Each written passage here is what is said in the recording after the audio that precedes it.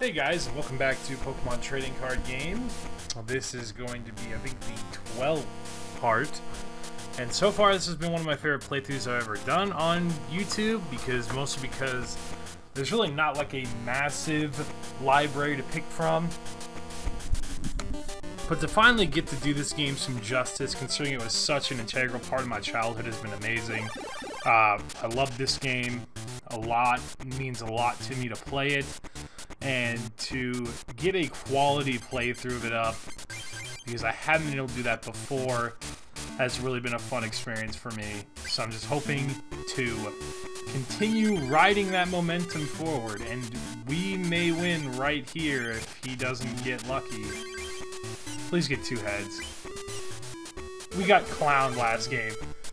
Did we just get a little love? He's gonna whirlwind us, but there's nobody to whirlwind into. I'm gonna go for the kill here, because I think it would be hilarious to actually win with plus power here. We just need both these to be heads. Oh my god! Why? Yikes. That was not nearly as effective as it should have been.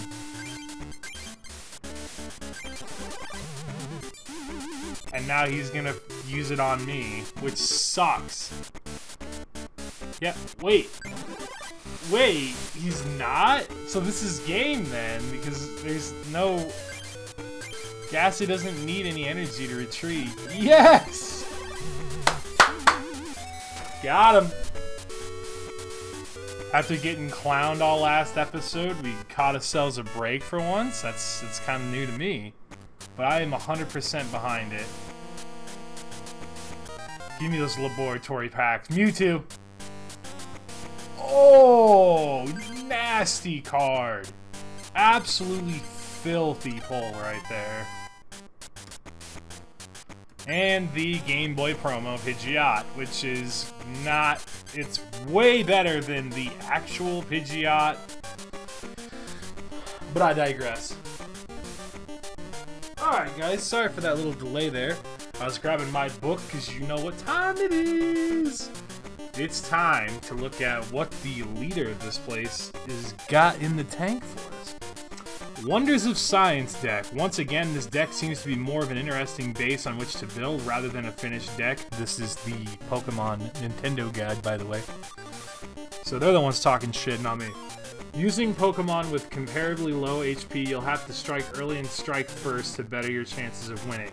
So we have 4 Grimers, 3 Mucks, 4 Coughings, 3 Weezlings, 2 Mewtwoos, 1 Mewtwo, 1 Mewtwo. Now, I know that sounds kind of odd, but there's a promo version, and then there's another promo version of that promo version, which sounds insane, but hopefully you'll get to see one of them in this duel.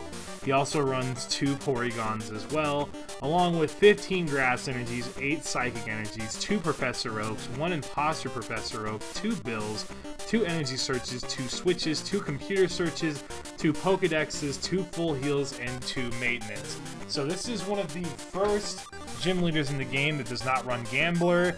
Now, why he doesn't run Gambler, I couldn't tell you, but it seemed like kind of like a trope for all the gym leaders to at least have one piece of draw in their deck. But he does have Imposter Professor Oak, so he can make us do all that for him instead. So this could be an interesting duel, considering we're going to start off with absolutely jack squat, and he's going to go first. So it's probably going to be a Grime. That's a Mewtwo.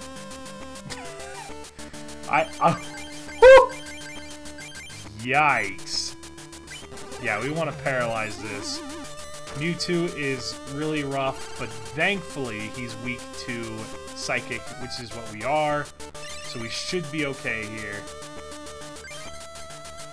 So now we're going to play some mind games here. We're going to take off that Grass Energy off that Grimer, just in the off chance that he does evolve into Muck. I want to make it as hard as possible for him to get that Muck going, which we see he definitely throws the resources towards that Grimer, so I'm going to assume he has Muck.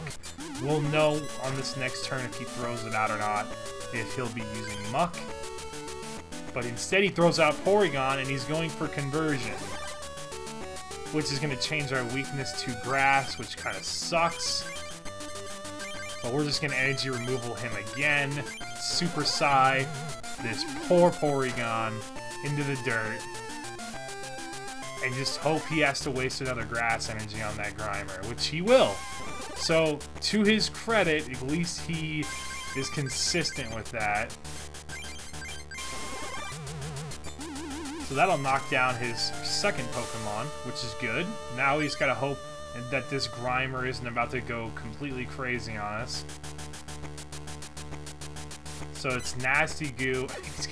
We're evolving. I'm not going to play around with this Grimer. As much as I'd love to just sit here and do 100 damage, no thanks. We're going for the win now. Because you gotta think, we're doing 60 damage every turn with a chance of confusion, and we have an amazing Pokebody on top of all that. So, it's a no-brainer here for me to just go straight to Alakazam, because... Oh, there's the Mewtwo that's a promo, by the way. It's the movie Mewtwo, if I remember correctly. Really cool card. It seems like he doesn't have any energy, so we're gonna get back out that Grimer, because I really don't want to have to deal with a Muck. Muck has a very interesting ability in that he blocks all Poke abilities, if I remember correctly. I think that's what his ability is. You don't want any part of that. It gets nasty real quick. He's trying to throw energy onto this Mewtwo, but I'm not going to even let him have that. Even though he'll be dead long before this Mewtwo can do anything, I would just much rather not run the chances of messing this up. Plus, it's always funny to see the computer squirm, because there is absolutely nothing he can do. I really wish I could draw another energy, or another Pokemon. That'd be great. Maybe an evolution. Or we'll just keep piling on the energies. There's the other Mewtwo. So we're getting to see all of them. This is a really cool one. I really like this artwork. It's the same basic Mewtwo. You can use energy absorption with him, so on turn 1 he can become a fully functioning attacker. The only issue with the attack that I have is that you are literally handing your opponent a turn to absolutely rip this Mewtwo's a-hole in half. That's why sometimes, even though it sounds good on paper, doesn't mean that it's always as good as it sounds. Like, yeah, you can turn him into a 3 energy hitting machine, but the problem you run into that is that he's not very high in the HP department. I mean, back in this day and age he was, but normally not so much. Can we get our own Mewtwo right here? I mean, Venomoth has a Pokepower, right?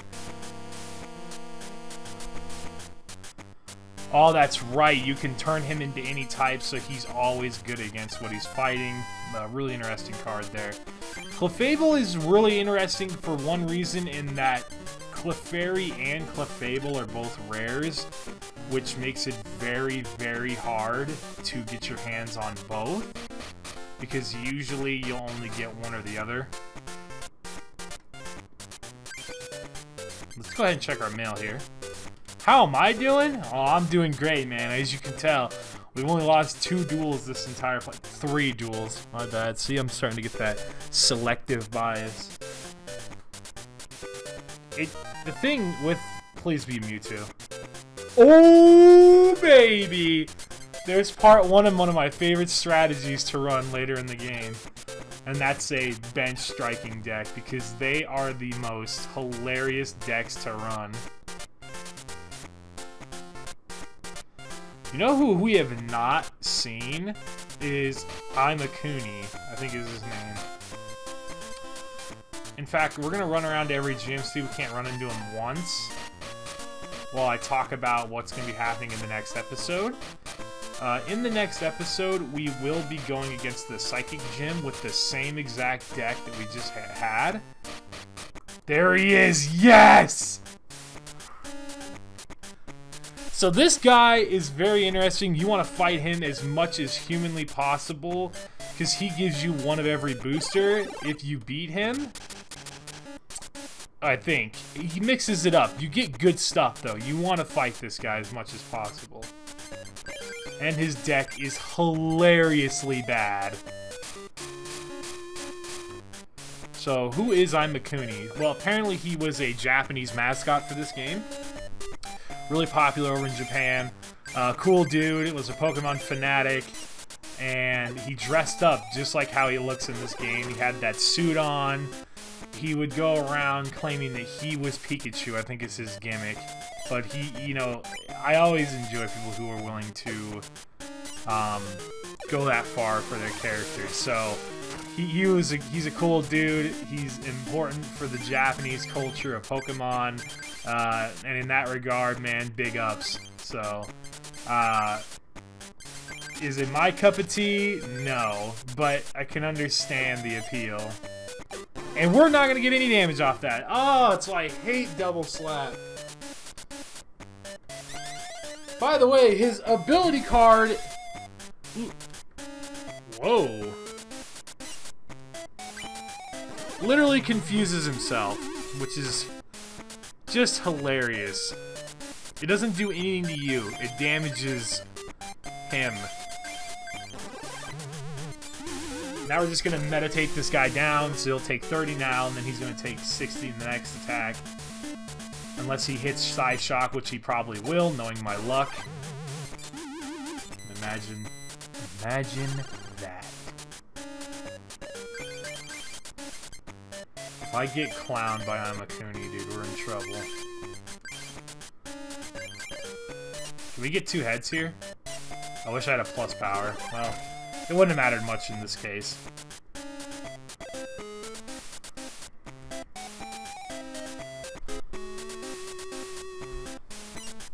Please no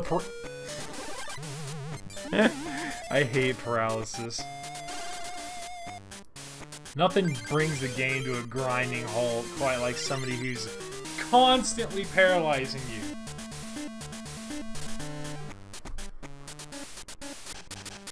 Whoa! Maintenance! What a weird card. And now he's going for the Hyper Beam technique. See, even they understand how absolutely broken of a move that is. Except, we're not going to play games with him anymore. Because now that it's buffed up and can sit there and pick off energies, I want nothing to do with him. Oh, here comes Leek Slap Farfetch, and he's going to confuse himself. Oh, and now he's got Leek Slap, and he doesn't get it. What an idiot! What a guy. He's just banking it all on that Leek Slap. So I'll meditate here, hit him for 20. Because I do believe he doesn't resist us like other normal types. And he can only use that ability once, if I'm not mistaken. So we're in the driver's seat now. Jinx is gonna meditate our way to victory. So we have to deal with a Fury Swipe Psyduck or a hit Headache? Wait, what? I don't think I can use trainer cards this turn. I think that's what Headache does.